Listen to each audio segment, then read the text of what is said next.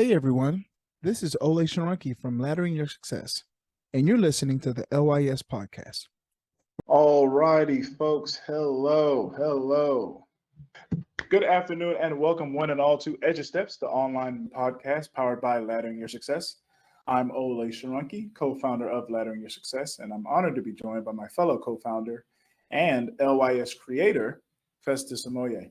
Festus, how you doing today?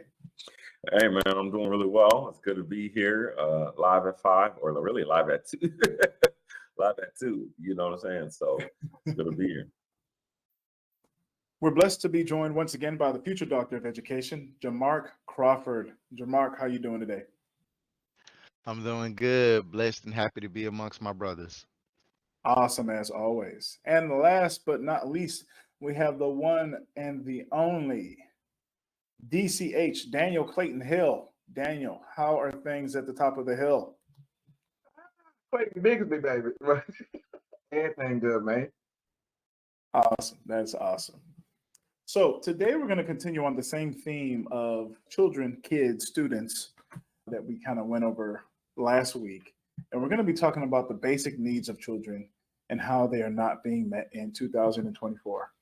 I think it kind of goes without saying that ever since COVID, a lot of things have been brought out to light about, just where our kids are.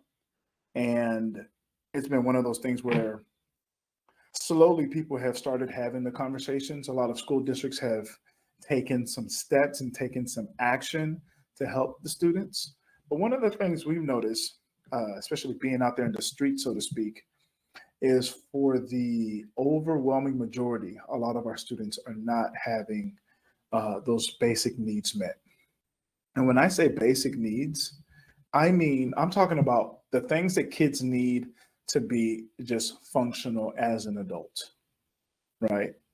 The things that kids need to be functional as an adult. And so what we did is we just kind of did a quick little look up, if you will. We just did some quick research, and we just looked and we said, what are the things that kids need, right? So by the time they're out, they're somewhat functional, right? Meaning they can know which one of the 6 things they're going to be doing. Well, let's say if they're functional, they're doing one of the 5 things, not one of the 6 things, because the 6th thing is sleep on your parents' couch, and we don't want that. So you're out there doing one of the 5 things you can do after high school, and you are moving towards finding your purpose and benefiting society in some way. So the things I kind of found was children need basic needs. So they need access to nutritious food, clean water, and adequate shelter, and health care to ensure their physical well-being. They need a quality education that equips them with essential skills such as literacy, understanding numbers, critical thinking, and problem, preparing them for their future opportunities. They need safety and security. So children require a safe and nurturing environment, free from violence, abuse, and neglect, to develop trust, confidence, and emotional stability. Love and support. Positive relationships with caregivers, family members, and peers that provide emotional support, encouragement, and a sense of belonging. Fostering healthy social and emotional development. They need opportunities for play and exploration. Play is essential for children's cognitive, physical, and social development. It allows them to explore their interests, develop creativity, and learn important social skills. Role models and mentors. Having positive role models and mentors helps children learn values, behaviors, and skills necessary for success in society. And lastly, they need access to resources. A couple more. Access to resources, books, technology, extracurricular activities, community programs, etc. Encouragement of curiosity and learning. So fostering curiosity and a love for learning. This encourages children to explore the world, ask questions, and seek knowledge throughout their lives. Development of life skills. So teaching of practical life skills such as communication, problem solving, decision making, and financial literacy equips children to navigate challenges and become independent adults. And cultural and moral guidance. So providing children with a foundation of cultural values, ethics, and morals helps shapes their identity and guides their behavior in society. So what I'm gonna do is I'm gonna ask you guys, based off of that list, does that sound solid. If a kid has, let's go ahead and say like a 60-70% understanding in all of those things, should they be, will you feel confident in them going out, that they will know, even if they're not 100% sure, they'll know what and how to go and find whatever they're still looking for? Yeah, in each of those areas, I would say yes. If they had 70% competency, I think that sounded well-rounded enough. But I have some other thoughts. I'll preserve them till after the other guys talk. Okay. Can I get the context of that they'll go out and get, like, in what context you mean? Will they be able to, so we talk about the 5 things to do after high school. So you get a job, join the military, get a trade, go to college or university, or just get a regular job. Would they be able to know how to do one of those 5 things? And if not, would they be able to know who to talk to and how to navigate doing so? Okay, I understand the question now. No, I think they would if they have all of these based on that list that you named, if they have competency and all that, or they have received for the most part of their life these things, I think they should be able, or the expectation would be that they would be able to do one of those 5 things that you just talked about. Yeah, I get you, bro. Shoot, most grown people don't have a 70% competency of like all that stuff. So if a kid got fit, like Festa said, if they well rounded like that, then them kids are probably more beyond 3/4 of America, man. So yeah. All right, Festus, you said there was some things that you wanted to, I guess some caveats or things you wanted to discuss further in regards to that. Hold on, my bad. Festus, before you go, can you list those 5 things again so I can have it on my mind? You said get a job and what else? Go to college or university, get a trade, go to a community college or get a trade specialty license, start a business, join the military, or get a regular job. Thank you. Yeah. All right, Festus. I think with what you're sharing is that the kids keep having moving targets.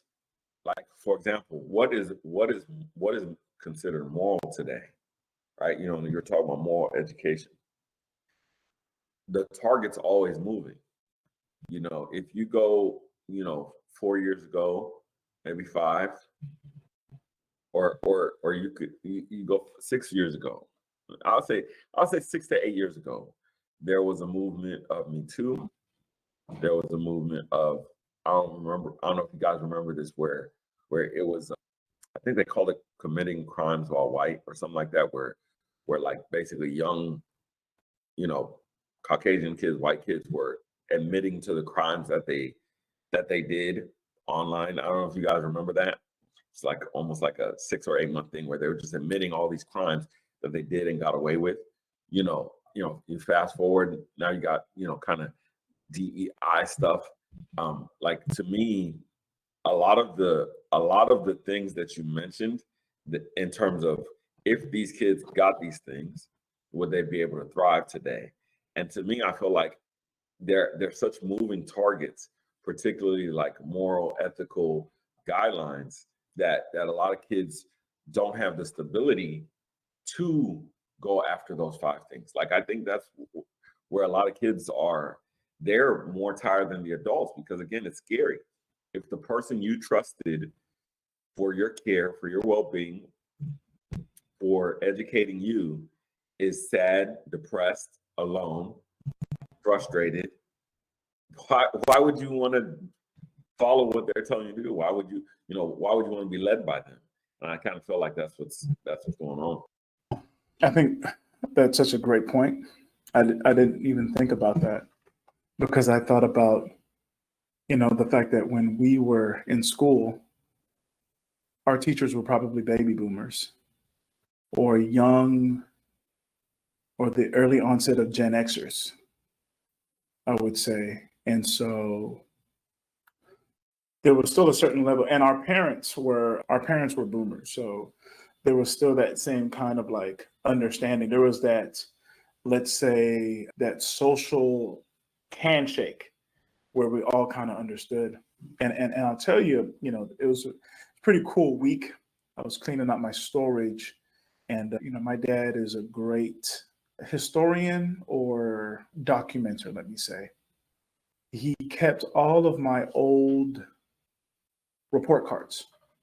So I'm looking at these report cards from like 1990, 1991, 1992, 1993, 94. And I'm seeing all the marks, just all the comments. And I was like, back in the day, these teachers would write like paragraphs, right? Like on what a student's got going on. And I'm just like, Olenka won't sit down in class. He keeps running around. Somebody get him. Essentially, that's what a lot of it was. But it was in a very nice way. Olenka has a proclivity to wander. It was literally, they put it in quotes, to wander around the classroom for hours on end. He's very curious kind of thing. And there was always this understanding, right? Because I, if I'm not mistaken, I probably had some teachers that were, when I was young, some of my teachers were probably silent generation.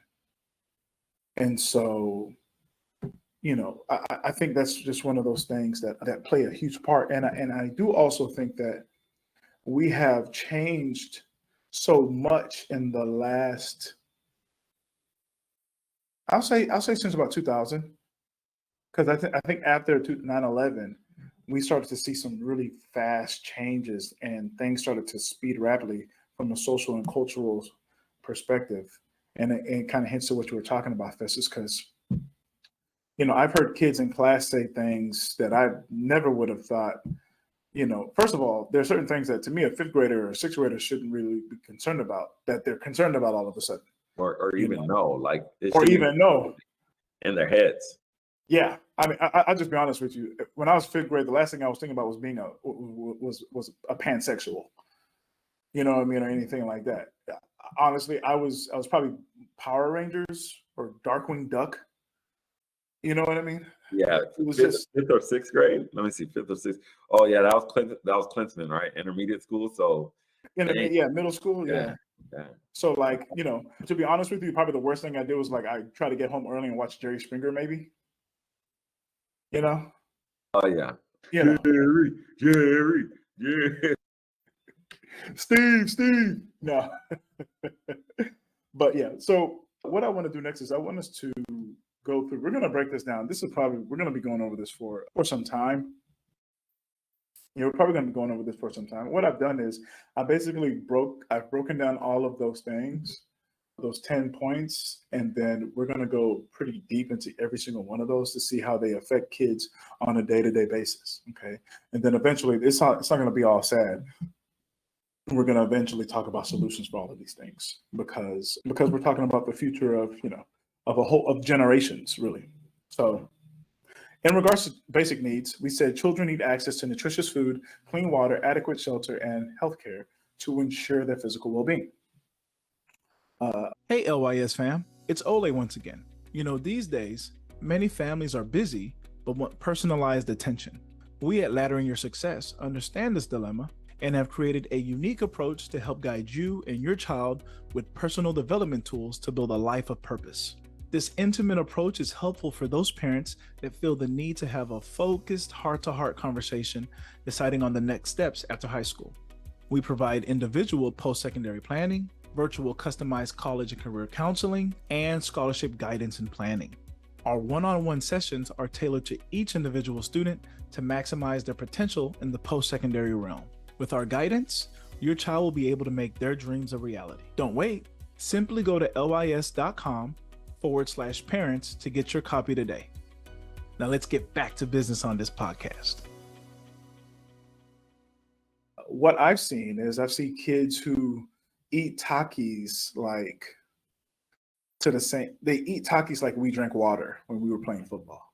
So I'm pretty sure you guys know what Takis are. Takis are just these high caloric chips with like a whole bunch of seasoning on them that kids like. I think when we were coming up, we had hot Cheetos. That was probably the thing that we Yeah, had. but if you compare Takis and hot Cheetos, I think I've tried Takis like maybe twice. And like the first time I tried them, I was like, it was like gagging, almost sick because of number one, how strong the pepper and just flavor. It was like the sodium. It's almost like a salt lick. You know what I mean? Talk about it. Yeah. Like it's just pure sodium and pepper. Yeah. And Absolutely. so I'm like, who would eat something like this? Like, who would even come up with something like this? And I'm like, so I think it was like a year or two later, I was like, well, maybe I was tripping.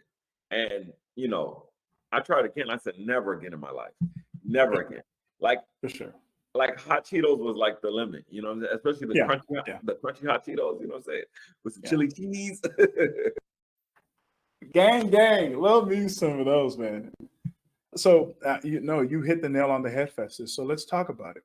How does the change in diet affect children's behavior? So let's talk about nutritional impact. Junk foods are typically high in sugar, unhealthy fats, and sodium, while lacking essential nutrients, right? Studies have linked poor nutrition to negative effects on cognitive function, mood, and behavior in children. I have a study published by the American Journal of Public Health. They found that diets high in processed foods and sugar were associated with increased risk of mental health disorders in adolescents. All right, this is the American Journal of Public Health, all right?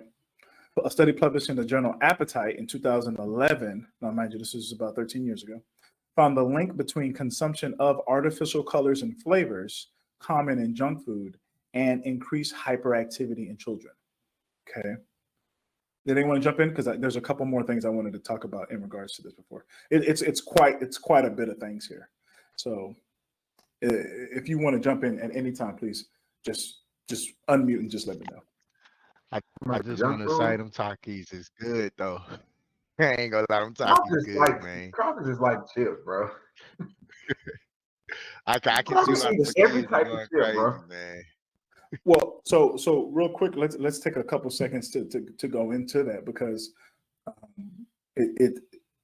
it's unfortunate in America.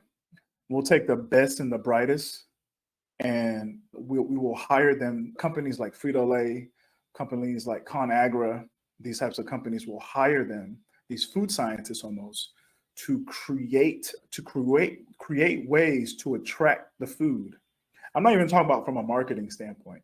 I'm just talking about the process of eating, right? So I remember years and years ago, they talked about how when you crunch potato chips, when that crunch sends something to your brain that makes it like really appetizing. When you hear the crunch, when you eat a potato chip, right? When you eat that, when you think about like how you see it in TV and shows and commercials and all these things, it definitely has that effect. It's almost like this thing in your brain because, for a lot of people, if you're not careful, you can sit there with a whole bag and you can just knock out a bag, and you almost turn into this droid.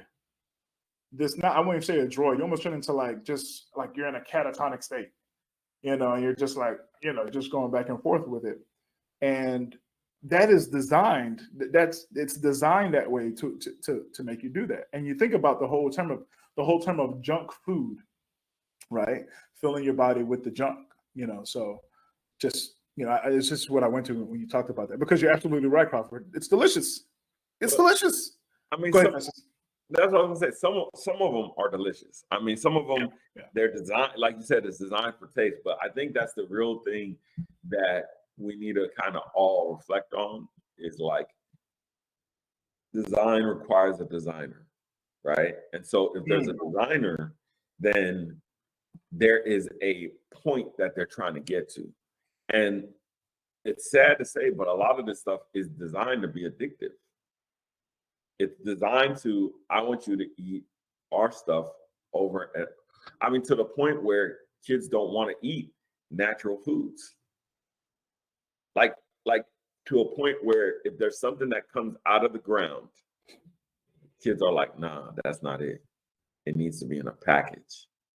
You know what I'm saying? Like, and to me, I think, and fried. Yeah, well, frying is actually not that bad when you think about it. If you're using natural oils, you know what I'm saying? If you're using something natural, but a lot of the stuff that's happening right now is all synthetic. And the thing is, the human body is made from nature. You know what I mean? It's a natural organism. And so the thing is, I think what we're seeing is more and more disconnect with nature. You know what I mean? Like, man, I could just go off for days on this, but back in the day, they used to have what's called natural law, right? And these natural laws were discovered by, quote, the early scientists, the Newtons, the Pythagoreans, all of these, historical civilizations and people groups and individuals, you know what I mean, that found out, like, hey, this is true about the world we live in, the physical world in which we live in. And now, simply because we have these, right, it's like all of a sudden all that stuff is no longer true. You know what I mean? So like, for example, I love potatoes. I love potatoes, particularly like potatoes au gratin. You know what I mean? Or smothered potatoes. You know what I'm saying? And it's like a kid would rather eat Takis, which I don't even know if it actually has any natural potato, or because most chips are potatoes or cornmeal.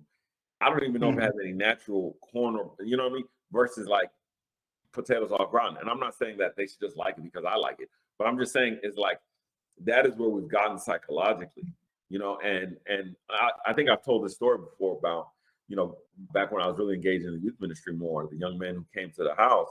We had an orange tree back then, and it's like, I'm like, yo, that's an orange tree. He's like, no, it's not. I'm like, yeah, it's an orange tree. He's like, no, it's not. Oranges don't grow on trees. I was like, and the kid was like almost 9-10 years old at the time. And I was like, how like, where do you get that from? And I'm like, come on, let's go. We got the ladder, pulled out the oranges from the tree, and then juiced them. And I mean, this orange juice was the best orange juice. It was almost like drinking Sunny Delight, which now I'm referencing some synthetic thing. You know what I mean? But it's like the best high fructose corn syrup. Yeah, but this was like when you squeezed it. You almost needed to water it down. Though it was so sweet. But he was like, "Dang, it is oranges," and I was like, "Wow, I didn't think like, well, if he's third, fourth, fifth generation growing up in a city, he's never really seen fruit grow on trees." And I look at my experience and probably the experience of many other people. You go to Italy. I had like a little joke about Italy. I said, man, they grow food everywhere. Like if you're driving down the road, like it's just not like grass, it's cornfields. You know what I'm saying? You go to Nigeria and it's like you walk it, it's a mango tree just right there, it's mangoes.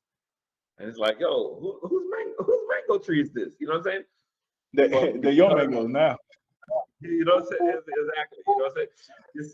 But because we have pruned and engineered society in such a way that, y'all remember them little Chinese fruits or whatever? What do they call them? I don't know if y'all had this in Memphis. Lychee. I don't think they were lychees, because lychees have like the little, they have like a seed inside. Yeah, but you remember those little things you used to go and they used to get the little. Oh, you're talking about kumquats. You're talking about the quat. It's in the quat family. I guess they're kumquats and stuff. And they used to just grow up in almost every neighborhood. And then now they're gone. You know what I'm saying? Like in every apartment complex, they be in it. Now it's all gone. For sure. And so I look and I say, man, how did we get here? Because to me, those are like the little kid stories. Hey, LYS fam, it's Ole. If there's one thing I love, it's something free. I'm talking free 99, un gratis. No shipping or handling fees, no gotcha fees, nothing like that. With that being said, if you're graduating soon or thinking about college or need a nudge or help to decide, then our free ebook, 10 Things to Think About Before Going to College, has a very balanced and open-minded way of presenting your next steps.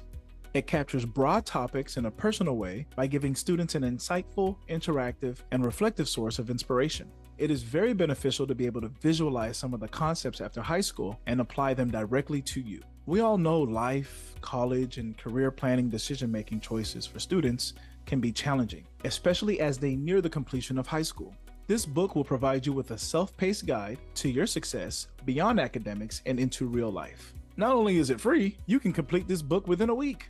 This will definitely prepare you for long-term success. To get your free copy, simply go to lys.com/students. I mentioned it was free, right? Well, if I didn't, it's free. Like, for real, for real. Okay, back to the podcast. Like, you're playing hide and go seek outside. You're playing chase with your friends. I'm thirsty, I'm hungry. Just eat one of these little, what I'm saying? Sometimes I used to be sour, like, don't get the hard ones, what I'm saying? But it's like, they don't have that no more, And so I wonder just how does that affect development, in that regard. But let me. AJ, great point here. Great point to take this point. I think one of the issues, Professor, you brought up probably the theme of this entire thing.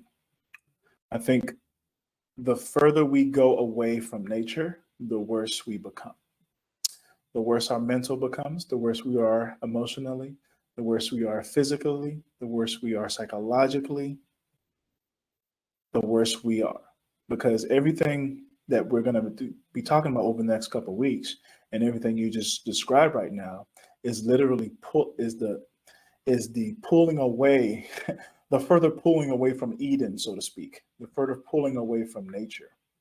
By the way, if you guys want any of the little fruits you're talking about, my parents have one of those trees in the backyard, so it's sprouted like that. So whenever you're ready, just come through. One of the most fascinating things these days is go ahead, Crawford. I was finna say one of the things while we was talking about foods and the things that they eat, when I think about it and reflect, I feel like it's the same thing, just changes form with the generation. Because even when I was a kid, that type of seasoning of sweets back in the day was like Lucas. So that spicy sweets and then like the Mexican candy with the tahine or whatever on it, that has always been there. It's just probably changing form. And like these kids like those same type of seasoning or whatever. So that stuff or unhealthy snacks or candies have always been there. I think what boils down to it is the teaching of self-discipline from the parents when it comes to certain things that we eat, because that stuff was around when I was a kid and I like those things even to this day. Like when you mentioned Takis, I'm like, shoot, I like Takis, but I'm not finna eat Takis every single day because I have the wherewithal to know that that's not even healthy. But even then, even though I was exposed to those unhealthy candies, I also had a wide variety in things that I was introduced to, such as vegetables, fruits, and greens, and things of that nature. So just as much as I would like the Mexican candy, and I mean no disrespect when I say the Mexican candy, but the candy with a chili powder on it and things of that nature. My mom also introduced me to what's the example? Cucumbers with salt and pepper, tomatoes with salt and pepper, grapefruit with some sugar or things of that nature.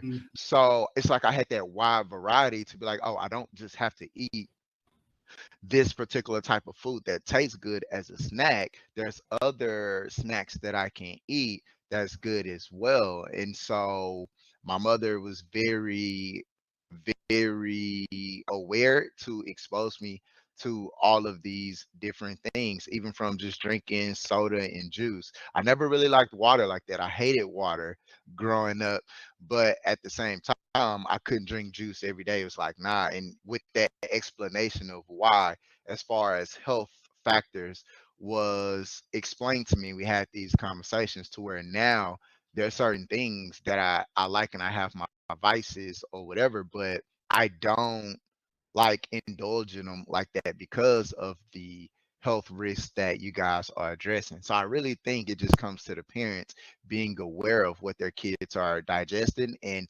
having these conversations. Okay, I know you like these Takis, but what we cannot do is eat this every day. We need to have boundaries. I see you like the snack, so let's have some other options for snacks, whether that's celery and ranch or apples and caramel sauce or peanut butter, whatever. I definitely agree. I was gonna say I agree 100%, but I still think we've gone a few steps further. And because again, I love the Lucas and the little mango Lucas. You know what I'm saying? Those things was dope. They were really dope. But I don't know if you have heard of this story recently about the one chip challenge and the young guy who died Who died? from Yeah, the I know one about that chip challenge. challenge. Yeah. I didn't hear about this. Yeah. So I'm like, you didn't hear? Yeah. So basically, young man did the one chip challenge, began vomiting, and just could not stop vomiting, and and it got to a point, he is hospitalized and ended up dying. And so, granted, Takis and what is it, Taki one chip is not the same. You know what I'm saying? It's not the same, but I just think that kind of like what I was saying, like what was that? What was that stuff we used to eat where it was like, it's kind of like that dare. You know what I'm saying? It was like, oh man, that's hot. But it's always kicked. It's like, that's what I said. It's like a moving target. It's always kicked up a notch for the next generation. You know what I'm saying? So Yeah. even though I agree with you, yeah, things have just kind of changed form. It's like, okay, yeah, this is this now. You know what I mean? It's rebranded, repackaged, stuff like that. But I also think that they're kicking things up a notch on this generation that go way beyond what anything we experience. Like, I don't know if you guys remember the cinnamon challenge. And then all of a sudden it was Tide Pods.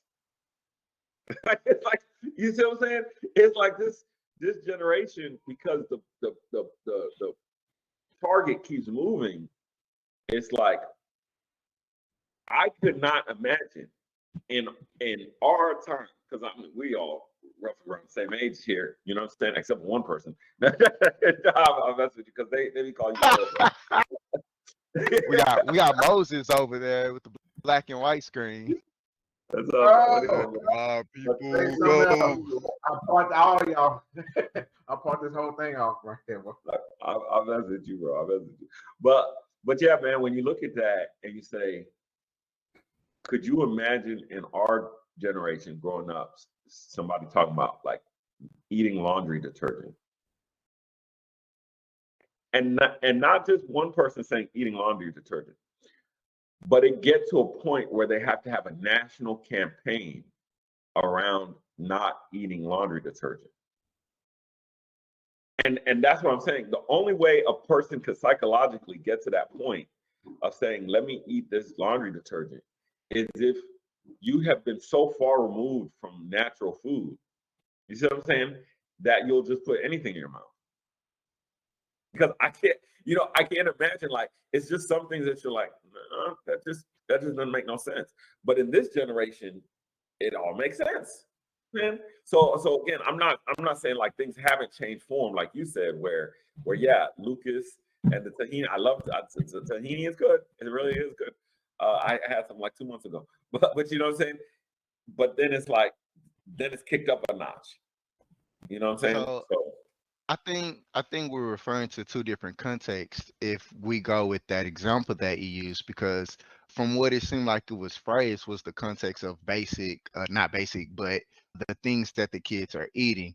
And when you refer to those extreme challenges like that, although those are there, I feel like instead of the ignorance of nutrition and diet, that's more based on peer pressure of society and social networks, because those particular challenges, folks aren't just eating that every day as part of their diet. They're not like, oh, I wanna whatever the name of that chip is to eat. Whereas I desire Takis. I want something to snack on. Let me desire Takis, which I'm gonna eat every day if I have the ability to.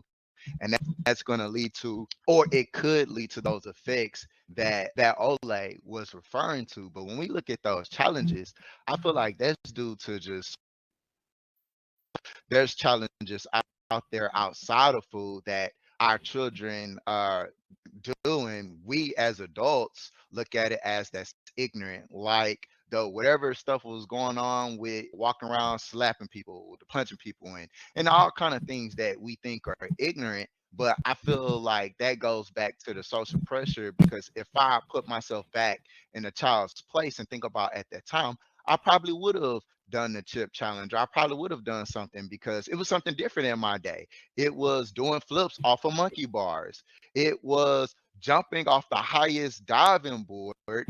And I'm not the best professional swimmer. It is who can do the biggest splash in the pool in 10 feet, and I barely could swim across 3 feet. Like, I've done so many stupid things. It's popping willies on bicycles where my balance is trash. It's trying to jump off of ramps off of bicycles. And so it was just the social pressure or peer pressure to do those type of dares. And I think that's kind of like more so the context when you're referring to, even though it's still connected because it's unhealthy things that we're putting or the kids are putting in their bodies due to the lack of knowledge of what they're putting in their bodies.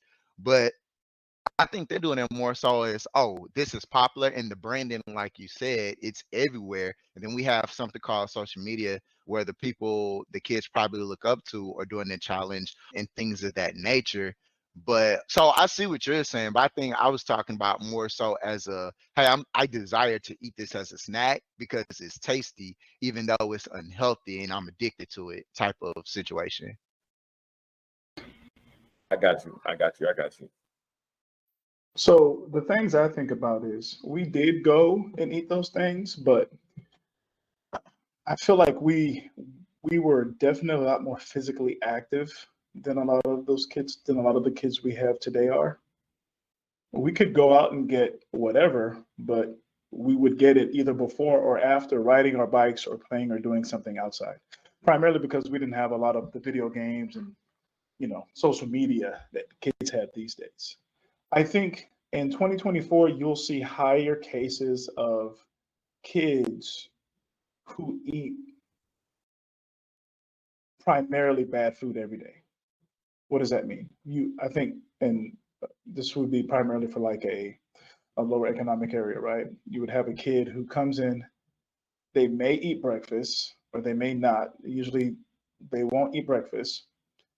They won't eat lunch, or they'll eat a little bit of lunch, and they'll go home and they'll probably eat Takis or some other low nutriently dense food, right? And so definitely there is um, a lot of responsibility like that. That's the parents' responsibility to make sure these kids are eating it. But I just feel like, um, and this is a lot of this is based off of what I've seen with just like when I was teaching. Kids and access to like nutriently dense food is a lot less now than it was like 20, 30 years ago. And one of the big things is if you ever turn a package around and you look at the package, you're going to see one word. And that one word will really help you understand what's going on. That one word is enriched. So, and we're going to get into all of this. So I'm glad y'all brought this up. The word enriched is very powerful in the grand scheme of things. Because when you have an enriched flour, you have an enriched corn and an enriched wheat, it has been so processed to where most of the nutritious portions of that food are gone. So even though it's a potato and it has a set amount of vitamin C, it has a set amount of potassium, it has a set amount of whatever nutrients or vitamins, it's been so processed to where now it really doesn't have any of that. It's been emulsified so much. It doesn't really have a lot of that nutritious benefit. So when the person is eating in whatever form, they're not really, their stomach is full, but they're not really, let me say their cells aren't full, right? The nutrients aren't really being sent to where they need to go to help a growing child. And so, because you remember we could go out and eat, pickles, those big jumbo pickles, and go play like 3-4 games of football and go drink out the hose from not even a neighbor, because we didn't have it. We lived in an apartment. So we just get the hose from the back of the apartment. So we just go swig it and we go right back to doing what we're doing. A lot of kids these days are just not doing those things. And instead of that time where they could be active, they're inside, not doing much. And so with that, I want to actually jump into the next portion, hyperactivity and ADHD. So some studies have suggested a potential link between consumption of junk food and hyperactivity or ADHD symptoms in children. A study published in The Lancet found that certain food additives, such as artificial colors and preservatives, commonly found in junk foods may exacerbate hyperactivity in children. Hey LYS fam, it's Ole. Just wanted to take a quick break to let you know that even though the cost of college can be daunting, the LYS Scholarship Guide ebook can assist you in realizing your dreams. You can identify and apply for scholarships using the information, advice, and resources in our comprehensive guide. Also, we've provided a template for a successful scholarship essay to help you stand out from the crowd. Don't allow student loan debt to control you. Get your copy of the LYS Scholarship Guide ebook right away to take charge of your destiny. Simply go to lys.com/parents to get your copy today. Now let's get back to that fire conversation. All right, let's talk about emotional regulation. Poor dietary habits, including excessive consumption of junk food, have been associated with difficulties in emotional regulation and increased risk of mood disorder, in children. A study published in Nutritional Neuroscience found that diets high in unhealthy foods were associated with higher levels of depression and anxiety symptoms in adolescents. A study published in Public Health Nutrition 2019 observed a correlation between a diet high in sugary drinks and processed foods with increased emotional problems like anxiety and depression in children. All right, couple more here. Frontiers in Psychiatry, a link between diets and high saturated fats and sugar with increased risk of depression. While it focused on adults, it highlights a potential connection between dietary choices and mood regulation. Impact on brain development. Nutrition plays a critical role in brain development, and consuming junk food during childhood may have long-term effects on cognitive function and emotional health. A study published in the European Journal of Nutrition found that a diet high in processed foods and low in nutrient-rich foods was associated with lower cognitive function in children. We talked about addiction. At addictive properties, some research suggests that the combination of sugar, fat, and salt found that many junk foods can trigger addictive-like behaviors in children, leading to the overconsumption and potential negative effects of behavior and emotional well-being.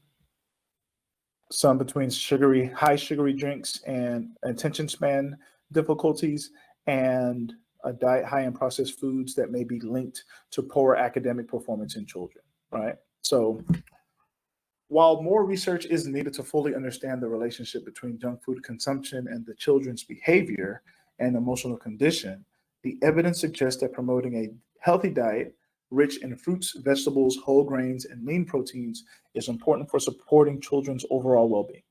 Additionally, limiting the intake of junk foods and processed snacks, can help mitigate potential negative effects on behavior and emotional health. Right. So the thing that I wanted to discuss was, while all of this is happening, life is getting faster and faster for parents. Parents are still working, right? Hey, granted, so a lot of them are working from home, but they're still working. A lot of parents are single. A lot of parents have these different things that are stopping them from being able to provide in the way I think that parents really want to provide. So for 2024, what are some things that parents can do to help out with this? Outside of I'm just gonna shut up. You're the only parent here, so. Well, no, everybody works with kids here, so for sure, yeah. I think that's one thing, is because I think when you're a parent, sometimes you're too close to the situation. You know what I'm saying? And so it's good to hear from those who are outside the situation to get feedback. But I mean, to me, again, I have younger kids. Is one is be the change you want to see. You know what I mean? It's like, there's a saying that what's the saying? More is soaked up, or more is caught than more is taught. More is caught than more is taught. Right? More is caught than more is taught. Meaning, basically, they will catch your behaviors. They'll catch your mannerisms. They will see it with their eyes more than what you explain to them and try to teach to them. And so that's, I think, one of the biggest things for me, which I think is like, as a parent, you have to be adaptive, man. You got to be adaptive, bro. It's like, I'm sorry, like y'all like have flashbacks, chest pains, but you have to be able to say, okay, the stuff I was doing 6 months ago, I can no longer do. You know what I mean? The stuff I need to do now is different. You got to be adaptive, and so for me, what that means is like,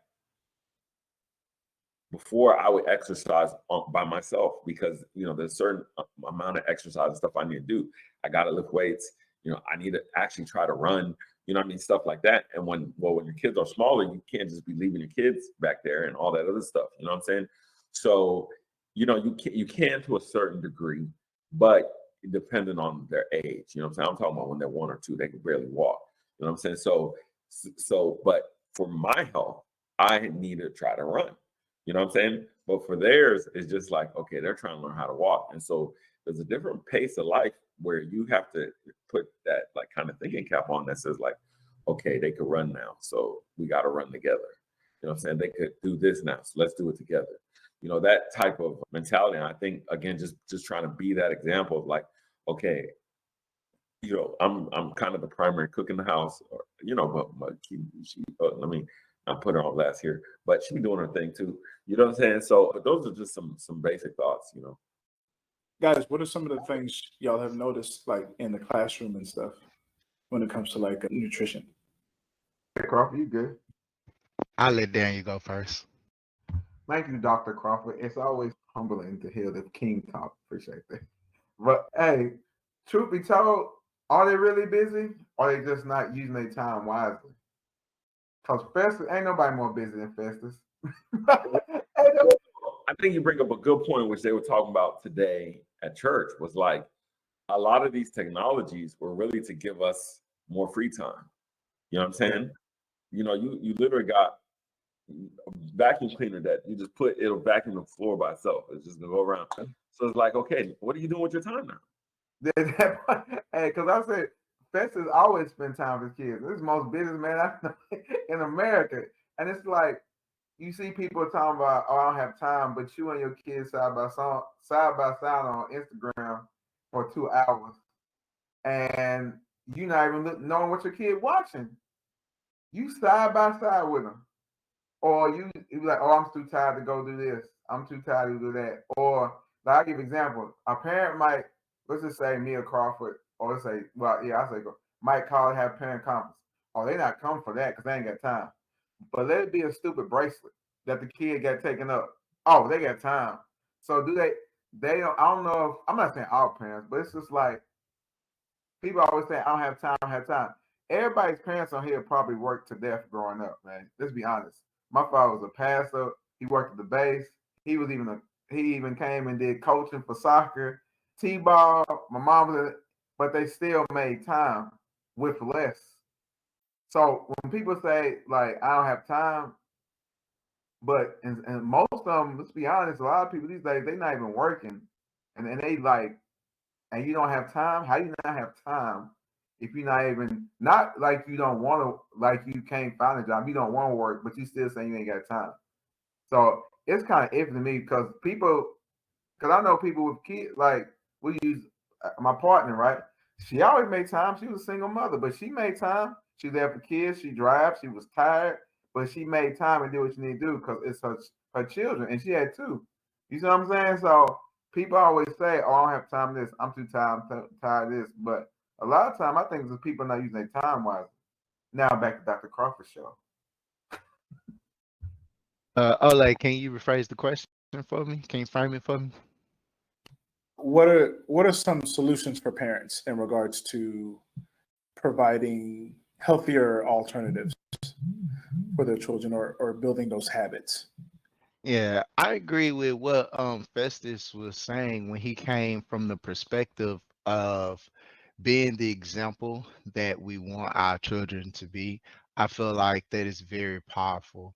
when Festus was speaking on that, because if we want to influence our kids, especially when they're outside influences that we have no control over, when they're in school or with their peers, then we have to, if we want to make change, we have to be the example that we want them to be. So that looks like when I'm buying groceries or things of that nature, maybe I'm not buying a whole bunch of Takis or whatever it is that these kids are into. Maybe I'm being that example of I'm eating these healthy snacks and my kids are looking, because kids are kids. They always want something out of your plate versus their own because it looks so much better when it's yours. And they see me eating these certain things, and just like Festus went a step further, went to even getting up and getting outside with the children. I think that helps as well with the activity and things of that nature, where we're like, hey, well, I don't want my child to be on this technology, but we're sitting out on the phone for however many hours and things of that nature. So being the example that we want the kids to be, and at the end of the day, we buy well, assuming we sold, the parents buy the groceries. So children will still have access to that stuff, again, outside of our influence, like school and their peers can give them those types of chips and things of that nature. But we have the biggest influence by leading by example and exposing them to, like you guys said, other natural type of foods that come out of the ground, exposing them to these different things so they can have more of a palate, so they can have a wide range of taste. Absolutely, absolutely. I mean, those are all like truly phenomenal points. We're gonna go ahead and end for today, but before we do, I just want to give you guys plant some seeds. Funny, we're talking about nature and fruits and veggies. Talking about planting seeds here, but some things to think about for next week, or not next week, because we have an in-person the 21st at SAID, Society of Africans in the Diaspora. We're going to be doing our Edu-Steps live there next week. So we will bring this back on the 28th. And one of the next question that I had was, why is food in America so different from other countries? And so I started to look into some of the subsidies that we have on corn, soy, and wheat production. We're going to be talking about how things are done in Europe. What is the focus of a crop that is grown in Europe or in other countries as opposed to America? And what that's going to do is that's going to help us really understand from the big picture just why things are the way they are, right? Some places are focused on safety, while some places are focused on how good is it for you? What is it going to do for you, right? Because safety doesn't necessarily mean good for you. Safety just means you'll eat it and you won't die, right? So that's what we're going to be talking about on the 28th. So the powerful topic, man. Oh yeah, like I said, this is going to be we're going in because, like, if you want to solve the types of problem that we're trying to solve, you can't just talk about it 1 week. Like, so you can't just do it one time. You got to do it over and over. It's going to take lots of weeks to talk about it. So we're going to talk about a lot of those things. Yeah.